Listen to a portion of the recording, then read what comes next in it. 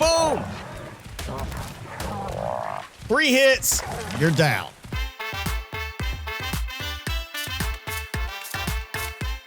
So, I have been working a lot around the base lately, and one of those things was, of course, my little breeding pen, tower type thing here. That still hasn't been closed off because I have been adding to it. I have added a bunch more tech parasaurs because they're such a good source of things like scrap metal, oil, electronics. So I'm trying to get more of them going. I'm trying to get more Kairokus going because the adult Kairokus give more organic polymer than the babies that are, you know, being harvested over there. So with that going, I'm killing a lot more of my bred dinos, and that got me thinking, why not have a butchering spot, a butcher's block, as it were? Of course, that's too simple. You know, I could just kill them right there on the ground floor of this. There's no point to having a specific building just for killing the dinos. So I've got some other things I'm going to do with it as well. So for this, I'm going to build just right along the side here of my sheep pen. However, I want to try to get it where it's not too tall at the back. Right now, I do want it to be a little bit better than that. Yeah, I gotta get it just right because I want it to not stick into the ground too bad. I so wish there was some way to, like, do some landscaping. I mean, not anything crazy. I just, you know, would like to not have to have stuff sticking out of the ground so tall, you know, just let me flatten out the ground a little bit. I've got dinos. I'm sure some of them can do some digging. Because of the terrain, I kind of had to line it up as best I could. It kind of follows along the path, so it shouldn't be in the way too much. Though the way it's lining up, I don't want to go too wide or too long. So I think this is going to be the right size. Now, if you want to do something similar to this, of course, you know, size it for what you want. I'm not going to put any Diplodocus, any Brontosaurus in it. So if you're going to do that, you probably want to go a little bigger. But this should be good enough. I just need to now start throwing some walls up. So I'm not going to do the walls too tall, but I do want to have them a little bit taller because besides my bred creatures, I'm also thinking about just, you know, I can grab an Argentavis and go out there and grab a creature right outside my walls, bring it in here, drop it off, and harvest it. Quick way, instead of just having to go out there with, you know, Spino or something, I could just grab some, bring them in here, and harvest them, especially if I want to use something like a Moss Chops, which will give me a good return on things like prime meat. So I'll have stone ramps on each side. That brings that back a little bit. And I'll just do a gateway there, which gives kind of a nice, you know, look to it. It kind of feels almost like a, you know, a temple type of thing. Like you got that leading up. I might throw in the angled walls to enclose it from the outside. And this could be where I have like 2 different Moss Chops, one for the different types of harvesting I need. And then I just walk them in to here, which is more than enough room for some of the bigger creatures. And yeah, just, you know, come in here and kill them. The tamed ones, no problem. You put them on passive stance and no wandering. They'll stay in place while you kill them. Now, the wild ones, yeah, I might do something a little different, but the wild ones, I could also just, you know, grab my raptors and come over here and use them for that. It doesn't have that nice centralized look if I do it this way, but I'm going to do it this way anyway because I don't want to have to build another set of ramps off to the side. There. Wider ramp here and no need for a ramp here because if I come out, they're coming out with me already chopped up. I could test this with one of my tamed or bred creatures, but you know, let's test it with an actual wild one. Not gonna go wandering way off to get creatures to drop in here, but technically, yeah, just drop them in. Moss Chops. Like, there you go. Got up. All right. Ah, yeah, you can't get away, can you? Ah, ha, ha. Nom, nom, nom. Yes, I could go out and just attack them with the Spino, but You know, this gives me at least a kind of a theme for it. And again, this is going to be mostly for use with the dinos I'm breeding over there. So I can get better results from them. There we go. A few pillars to fill it in a little bit more. Which, you know, there's a few other options in terms of the pillars. Well, actually, you know, do have... These are the S+. I could switch it. Could switch it to the Adobe. Not gonna do that just yet. I'll even have the stuff to make Adobe. Okay, ignore the fact there's not one below. I'm not gonna waste any more resources with this, but at least gives me a little bit of a frame there.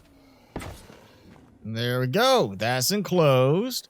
So we got kind of a little pen for the moss chops. I don't think I'm gonna worry about putting like a railing there. You know, there's not like a good fence gate for this. Plus, I think a gate would be a little too small for him to get through. I could put a door, like a double door, and make him like walk through that way, but I would have to still leave like this open, I think, because when I'm riding on his back, I don't want it to look like my head's going through the door, you know, through the wall there. So I guess I'm just gonna leave it like that. I also ended up changing my mind. Instead of just dropping everything in with the RG, I went ahead and made a little ramp here. It's just so much easier to get them up here. Plus, it made it easier for me to place the Kairuku here. As you can see, I got quite a few females for the one male to produce a lot of eggs. And yeah, that's should have been another egg falling down right there. So just walk on over. Getting up here. I guess I am going to have to add some more ramps right there to make it a little easier. And then boop. Take this off of you. And, you know, I mean, I could just leave him here. But yeah, turn off the wandering. Turn to passive stance. And then I go in here and just unclaim. He won't fight back. And just make it a lot easier. Cannot attack while falling. Okay, good to know. And bam! Got the food. Or not, well, depends on what it is. Some food, some other stuff. Come out. Dump that. Yeah. Okay, I might want to set that to automatically close. Not sure yet. And Kairuku, I'm just going to leave over here because, you know, that way I keep this moss chops separated for getting the organic polymer with a boost to his levels for that. So I decided to do a little bit more of an involved test for taming. And what better way to do that than to get a tame in a little bit more dangerous area where I don't want to stay for too long. And it's not really that great of a utility tame other than certain situations, but come on, who doesn't want their own pet Bigfoot? Man, Bigfoot is hard to find. I thought he'd be like hanging out all over the place. Come on, big guy. I got some Jack Link's jerky for you. Oh, I forgot my bug repellent.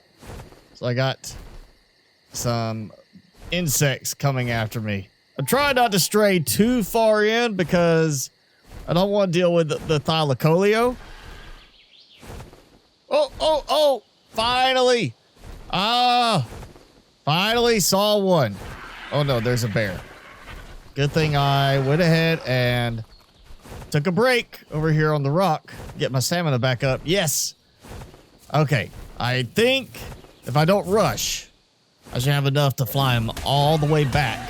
Except he is not happy with me carrying him. Why are you being mean to me? What? Fine. I'm trying to save you. Take you someplace nicer.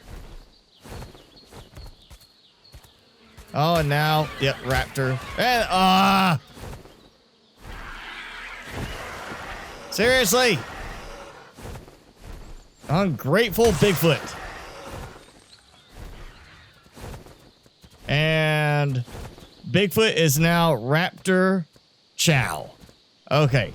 I guess if I wanted to try and find another one, I could, you know, shoot him unconscious and drag him back that way. I thought he'd be okay with me carrying him. You know, I guess he's afraid of heights. Let's grab a frog, as I have carried frogs before. A good distance, they didn't attack, so he should be okay with me carrying him all the way back. bombs away. There we go. Yeah, you looked at me. But, you know, you're not, like, coming after me. Boom!